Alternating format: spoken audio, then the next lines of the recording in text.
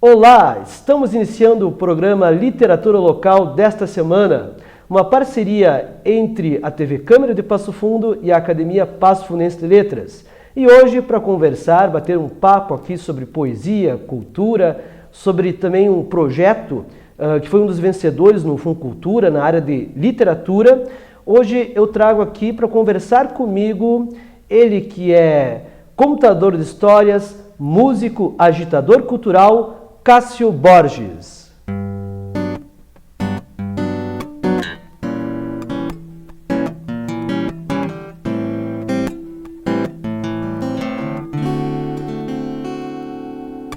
Pra ser amor, tinha que ser mais forte do que nós. Ser companhia quando estamos sós. Ser invisível e abrasador, Pra ser amor,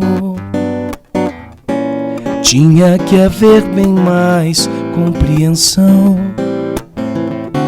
Tinha que ser maior do que a razão. Ser imbatível como um vencedor. Se fosse amor, todo o universo ia conspirar, dando um remédio para aliviar a dor. Pra ser amor, tinha que ser nós dois. Pra ser amor, tinha que ser nós dois. Muito bem, começando o programa com música e poesia. Cássio, você é o proponente do projeto Sarau para Ser Amor, né, que tem como título, o título dessa música aí. Vamos conversar um pouquinho sobre esse sarau aí. Para quem está nos acompanhando, né, o Funcultura, ele é um projeto aí da Secretaria Municipal de Cultura aqui de Passo Fundo, e ele premia projetos que são apresentados, né, um prêmio Funcultura, ele premia projetos que são apresentados. E você foi um dos proponentes da área de literatura que conseguiu vencer. Né? A partir de hoje nós vamos apresentar os proponentes aí que venceram a 7ª edição do Funcultura, e você ficou em primeiro lugar, isso? A gente conseguiu, né, primeiramente é um prazer estar aqui, né? A gente conseguiu com várias mãos fazer esse projeto. Foi uma ideia inicial minha, agregada pelo Eric, que é um grande poeta. Eu sempre gostei de trabalhar com pessoas que tem novidade, né, para trazer, e ele é um fotopoeta. Ele tira fotos e escreve poesias autorais e vende esses cartões postais em feiras. Uma coisa saudosa, né, nostálgica até, presentear alguém com um cartão postal com fotos que ele tira da natureza.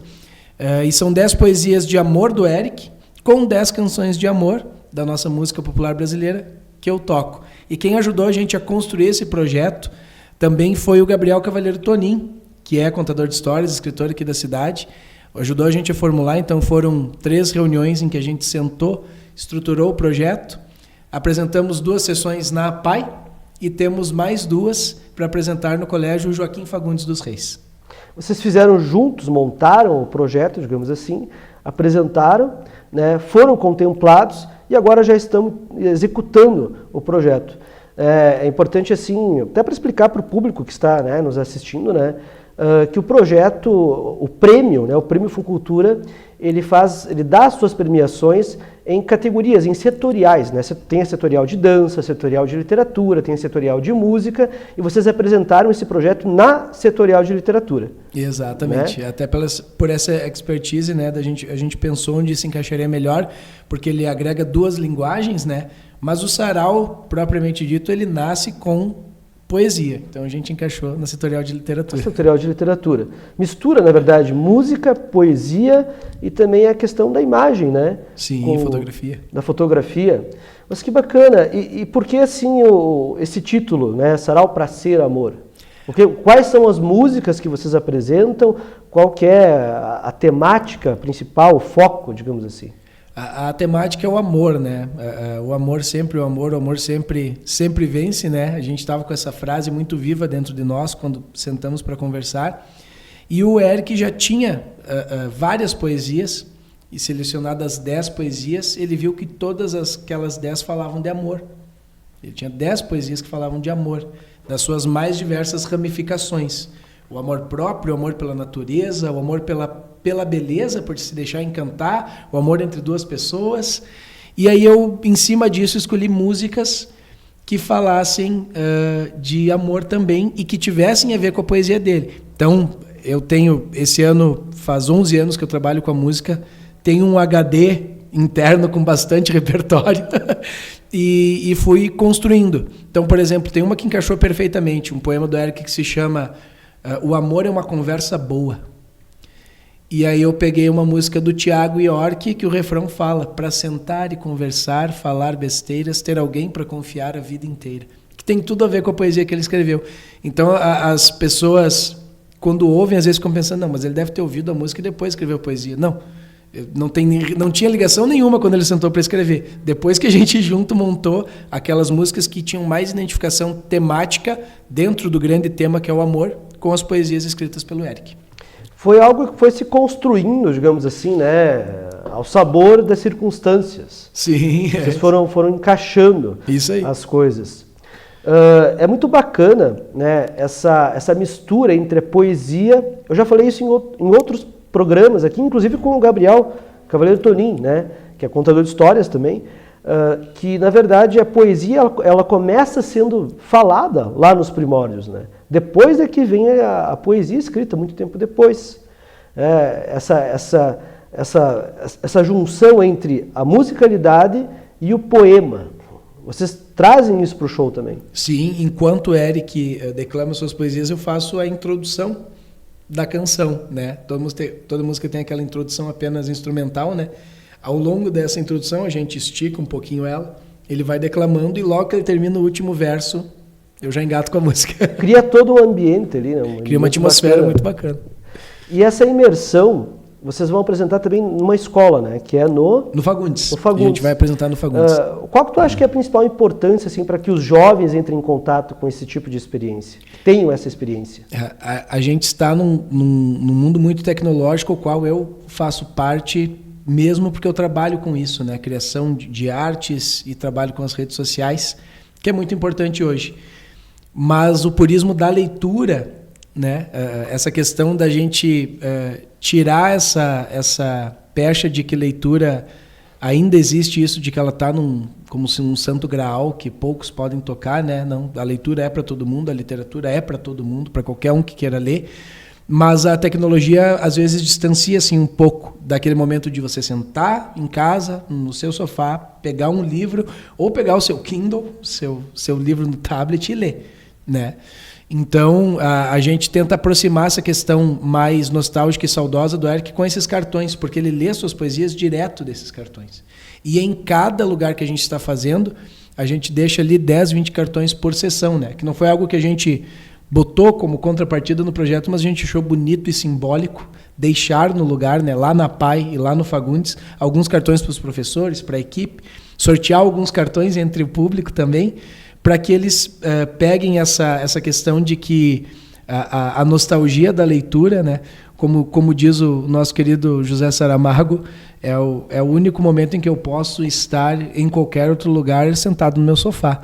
Então, é esse transporte que a leitura permite, ancorada, né, ajudada pela atmosfera que a música cria também.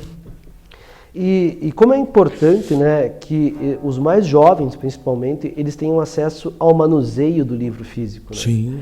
Ainda que a gente esteja né, estamos numa era digital, né, cada vez mais com e-books e tudo mais, Mas é muito importante para os jovens que eles possam pegar, tocar, sentir até mesmo o cheiro, né? Não sei se você concorda com isso. Eu tô velho, mas não consigo ler em Kindle. Eu não consigo. Eu leio 5 páginas, me dá um negócio. Eu preciso folhear as páginas, pegar o livro físico e ler. E esse ato de ler, eu acredito que ainda faz parte... o ato de ler o livro físico, segurá-lo, faz parte da leitura, do ritual da leitura, né? De um ritual de você se colocar naquilo. De você sentir o livro. Sentir o livro. Você está sentindo o livro com todos os sentidos, não só com a visão, como acontece muitas vezes no Kindle. Né? Exatamente. Eu conversando com o professor Alexandre Sajorati esses dias, coordenador do curso de música da UPF, e ele fala que ninguém mais faz isso. Ele ainda consegue porque ele trabalha com isso, mas sentar em casa e ouvir um LP inteiro. É impressionante, né? Impressionante como as pessoas, elas ouvem com o Spotify, enfim, né? Elas ouvem, eu percebi isso nos meus alunos, né? Eles ouvem um pedaço da música, eles não conhecem uma música inteira. Esses tempos atrás até eu falei para eles assim, olha, imaginem que vocês têm que a indústria fonográfica é como se fosse um prédio de 100 andares, né? Desde 1900 até 2000, até chegar aos nossos dias, né? E cada andar você tem um manjar para você provar. Já pensou se você tivesse um prédio desses, você ia comer só o que estava no primeiro andar? Você não ia explorar os outros 99 andares?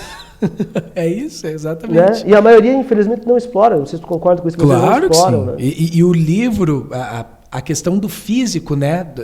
Saindo do digital, voltando para o físico, para o LP, para o livro, faz com que esse ritual se faça presente, né? Você usar um marca-páginas, você deixar aquele livro te esperando para quando você chegar da escola ou do trabalho, no dia seguinte você vai continuar com aquela história fica um tempo morando dentro de ti enquanto tu não termina aquela leitura. E alguns livros ficam morando dentro de nós ao longo de toda a nossa vida. A vida inteira, né? A vida inteira. Você passa a vida inteira relendo esse livro que você leu. Né? Então isso é maravilhoso.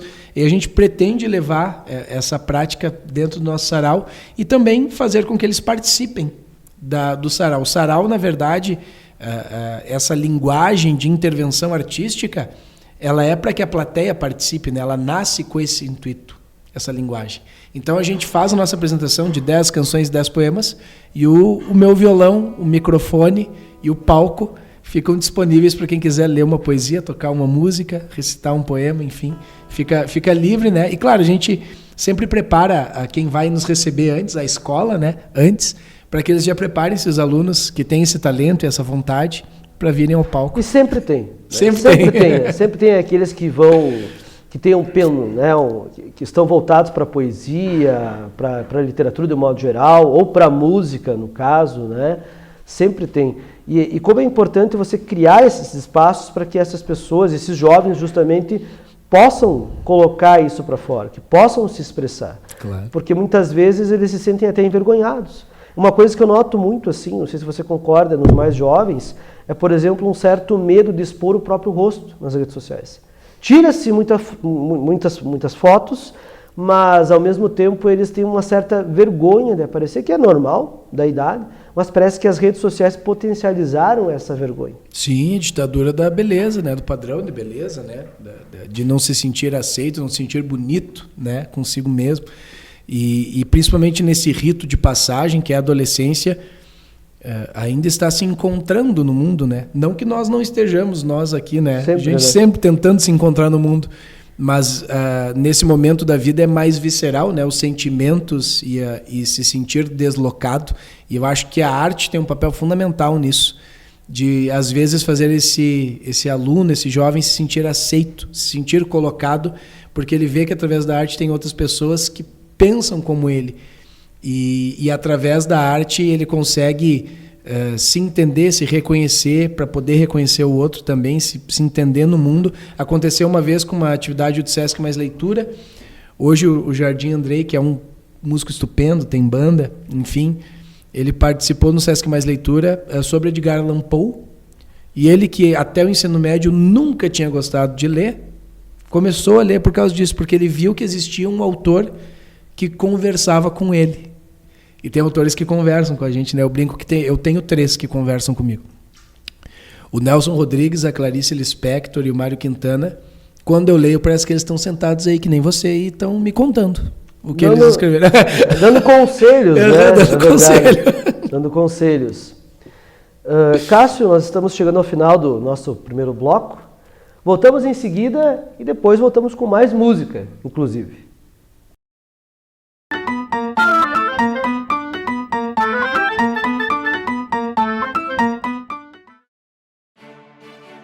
A Câmara de Vereadores é a Casa do Povo. Aqui são criados, votados e aprovados os projetos de lei que definem o rumo e o futuro do nosso município. A Câmara de Vereadores também exerce a função fiscalizadora, supervisionando as ações e decisões do Poder Executivo. Faça parte das decisões. Quando a comunidade participa, a cidade cresce. E as conquistas são de todos. Câmara de Vereadores de Passo Fundo.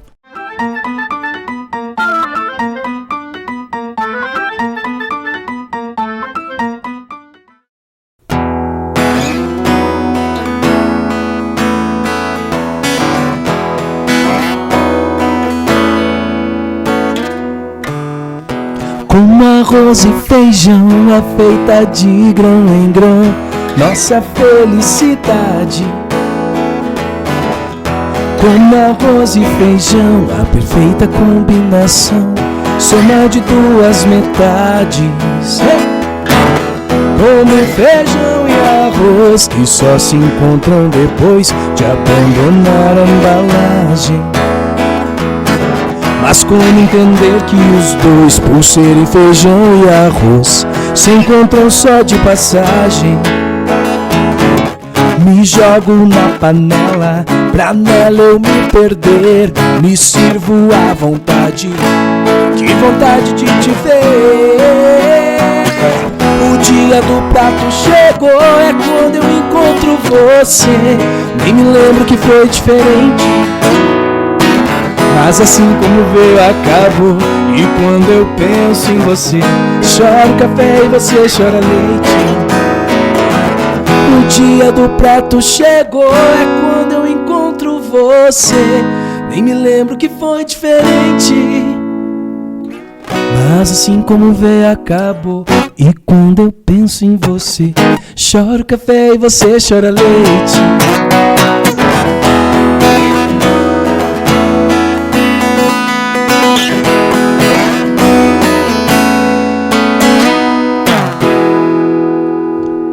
Fome de cultura, né? Estamos de volta com o programa Literatura Local, segundo bloco, com o contador de histórias, músico, agitador cultural Cássio Borges, né? E falando sobre aí o projeto Funcultura Sarau para Ser Amor.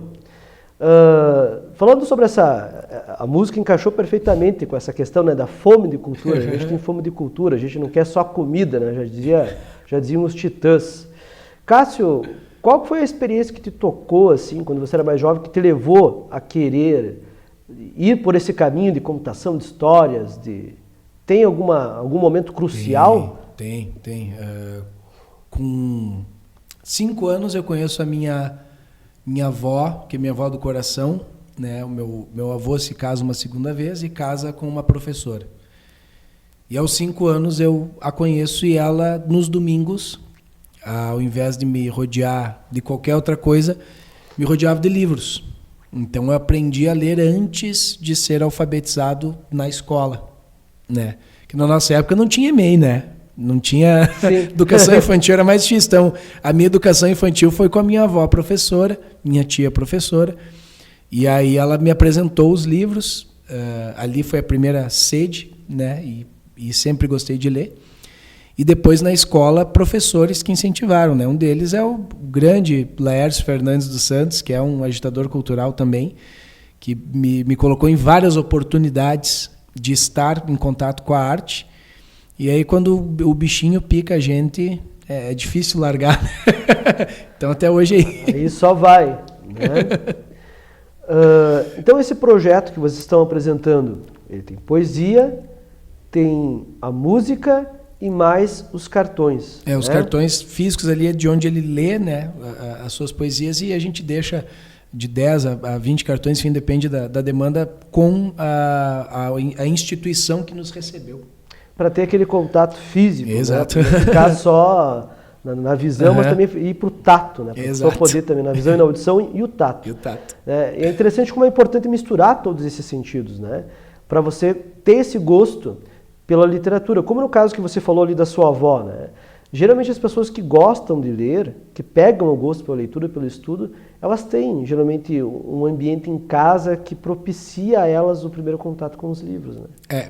Infelizmente, muitas vezes a escola acaba cumprindo esse papel, né? Eu digo infelizmente porque o bom seria que a família apresentasse. Oxalá que todas as casas tivessem saneamento básico, luz, água, comida e também livros.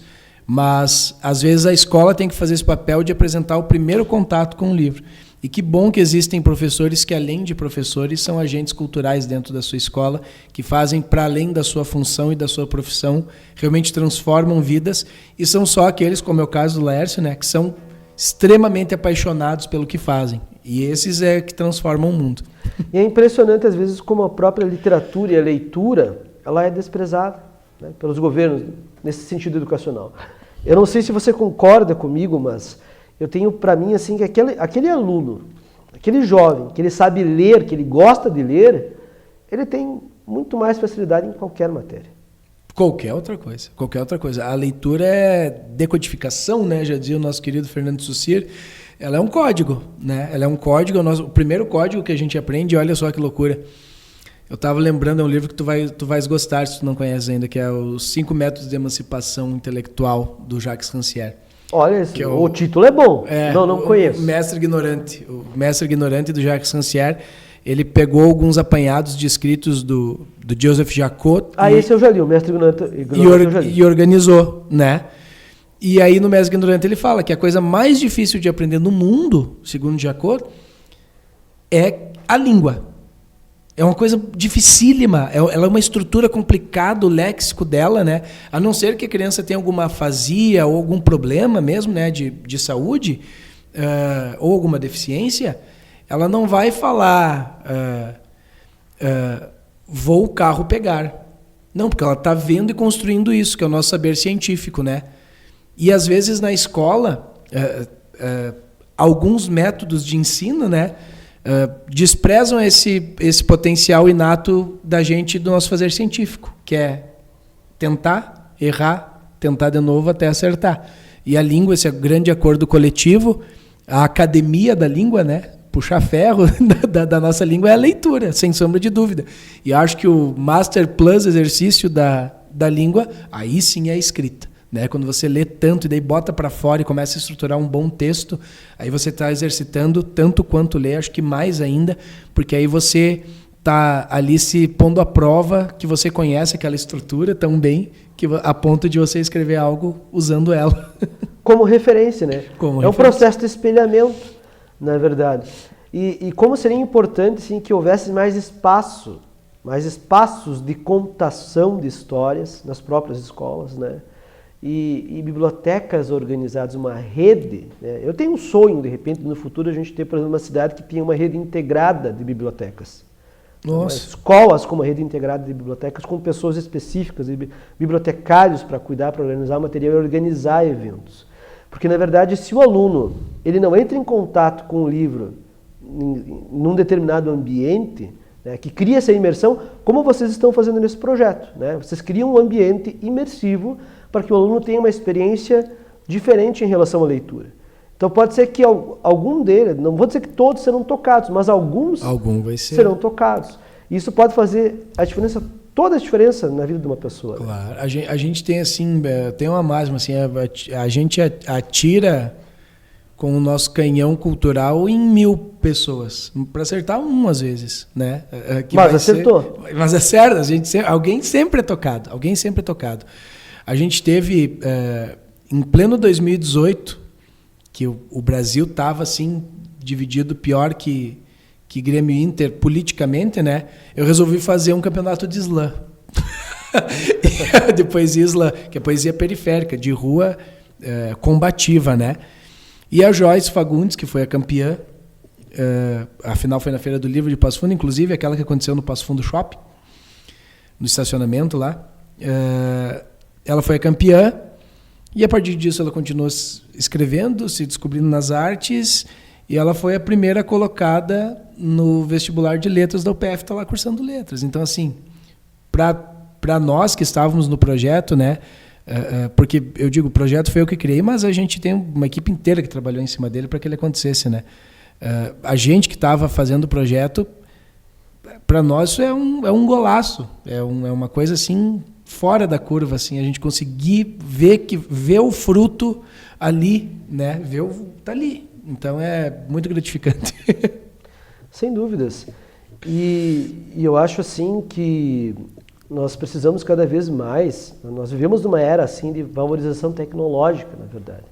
Mas eu não sei se tu como contador de histórias, que tem essa experiência, essa trajetória toda, mas não há tecnologia que substitua o livro. Não há tecnologia que substitua a leitura. Eu vejo assim, agora temos o ChatGPT, a tão famosa IA. Mas para você usar uma IA, você tem que ter inteligência suficiente para coordená-la e para julgar os resultados. Isso aí que tu falaste é perfeito. Não é qualquer comando que você larga lá dentro, né? Por exemplo, hoje eu crio ele, eu trabalho muito com rede social, eu crio ele, uso ele para criar legendas. Só que você tem que dar um comando tão específico e tão bem organizado a ponto de que ele entregue exatamente o que você quer. E ainda assim eu tenho que às vezes corrigir e formatar o que ele me entrega de volta, né? Mas é uma coisa assim que as pessoas não entendem, né? Para usar a tecnologia, por mais excelente que ela seja, sempre vai precisar de um humano. Sempre vai precisar, até porque foi um humano que a criou. Né? E para usar tem que ter inteligência. A inteligência artificial, acho que no nosso ramo assim, de arte, de cultura, enquanto tiver alguém disposto a ouvir, a ler, nenhuma inteligência vai substituir o que a gente faz, né? A cultura precisa do ser humano para acontecer. E até porque, na verdade, se a gente for pegar a arte, né, ela mexe justamente com a questão emocional do ser humano. Não é uma questão lógica, tem a lógica, um escritor ele vai escrever um livro, tem toda uma técnica, uma lógica que ele segue, mas o ponto, digamos assim, é que ele precisa tocar o leitor. Ele faz aquilo para que o leitor se sinta tocado, né, pelo que ele escreveu. E para ele conseguir tocar o leitor, ele precisa mexer com sentimentos. E ele mesmo precisa ter sentimentos, porque como é que uma máquina vai substituir, né, a emoção humana? Né? Acho que não tem condições. Né? Eu estava vendo, inclusive, falando sobre isso, até acho interessante, eu estava escutando ontem ainda uma IA, uma música que apresentava uma versão de uma música muito famosa na voz do Freddie Mercury, que o Freddie Mercury nunca cantou, mas né, pegaram o timbre de voz dele e colocaram, tem vários vídeos agora produzidos assim. Mas antes de você conseguir fazer esse processo, teve que existir um Freddie Mercury. Teve que existir. Uma voz única, né? Uma voz única. Eles fizeram uma cópia, né? Eles fizeram uma cópia, mas essa cópia tem que ser de algum lugar. Tem que ser de algum lugar, claro. Então a gente tem hoje, né? Como tu falaste ali do sarau, né? Esse contato, essa aproximação. Se tu fores ver o vídeo que está lá na paia aqui de Passo Fundo da gente fazendo sarau, chega uma hora que eles levantam e eles estão ali com nós. Se emocionam. Na frente, dançando e cantando junto. Isso aí não tem, né? Enquanto tiver um palco e uma pessoa disposta a ouvir, existe teatro, existe livro, existe arte.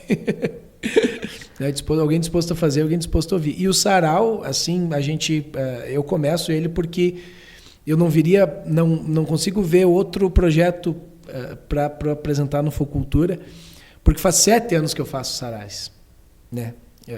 Então o sarau começa lá quando eu entro no SESC, justamente não para mim, para que eu apresente algo, mas para dar oportunidade para os alunos do ensino médio mostrarem seu talento num palco sagrado, que é o palco do Teatro do SESC. Digo sagrado por quê? Porque ali pisou Oswaldo Montenegro, Gregório do Vivier, pisou Marcos Caruso, vai pisar agora dia 2 de agosto a Luísa Tomé. Então, assim, artistas consagrados que têm uma trajetória significativa, que são bons no que fazem. E daí o aluno que está começando a tatear, querer ser um artista, vai se apresentar ali para os seus colegas, né? Mostrar o seu trabalho pela primeira vez, com qualidade, com som decente, com violão decente, com microfone decente. Então, o Sarau nasce na minha vida para isso, para oportunizar talentos de se apresentarem. E aí, quando a gente passou no Funcultura, nossa, daí foi uma alegria tremenda. E o Sarau, ele tem esse aspecto coletivo. Já no seu conceito, né? Uhum. Ele é uma construção coletiva, porque, como você disse, você deixa o microfone aberto depois que vocês se apresentam, chamam as pessoas, elas podem tocar, declamar, né? Tem essa questão. E aliás, né, essa questão da arte, ela está muito relacionada ao coletivo, né? Porque a arte você não faz sozinho. Não. Nem o mais solitário escritor, na verdade, a própria escrita é uma tentativa de comunhão com o outro, porque você escreve para alguém ler. Pode se escrever só para se expressar, mas nem que seja você, depois vai ter que ler aquilo. Vai querer reler. Sim, né? Claro. Mas geralmente, assim, a arte escrita é uma maneira que você tem de atingir os outros, chegar até os outros. Perfeito, perfeito. A gente hoje vê, né, aqui em Passo Fundo, muito profinco de artistas, né? Isso é muito bom, porque a gente pode aqui trocar figurinhas, né? Como eu digo, a gente entender o que cada um está fazendo e beber tanto fora quanto aqui dentro, né? Eu, a cada vez que ouço uma banda daqui que eu nunca ouvi, a cada vez estive no Festivas Conecta, que também foi vencedor do Funcultura, né? Então, organizado lá no Espaço Ritornello, foi lindo e eu ouvi bandas que eu nunca ouvi, nunca tinha ouvido. Tem uma movimentação toda aqui. Nossa! Tanto na área de literatura quanto de música, de dança, tem toda. Em outras áreas, teatro também, aliás. Teatro. Né? Nós vimos aí várias apresentações no Múcio nos últimos meses, né? Tem todo um movimento. A gente tem hoje, aqui em Passo Fundo, acho que a gente está voltando, o grande pós-pandemia, acho que vai ser esse ano mesmo, né? Os artistas conseguindo produzir, né? Depois de um período muito difícil, conseguindo ter incentivos, sejam públicos, privados, ou de vender o ingresso mesmo e lotar uma casa, mas eles estão conseguindo ter esperança de fazer coisas diferentes e coisas legais, e é lindo ver tantos artistas fazendo tanta coisa bonita assim. Cássio, meus parabéns pelo projeto, meus parabéns ao Eric e ao Gabriel, que também contribuiu. Né? Vamos ter que encerrar a conversa, infelizmente.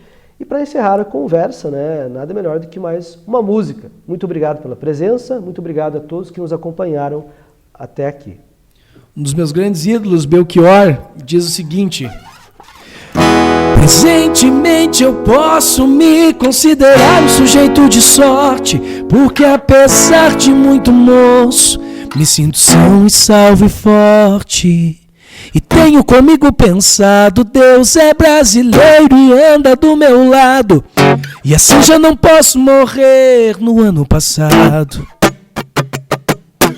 Tenho sangrado demais, tenho chorado pra cachorro. Ano passado eu morri, mas esse ano eu não morro. Tenho sangrado demais, tenho chorado pra cachorro. Ano passado eu morri, mas esse ano eu não morro.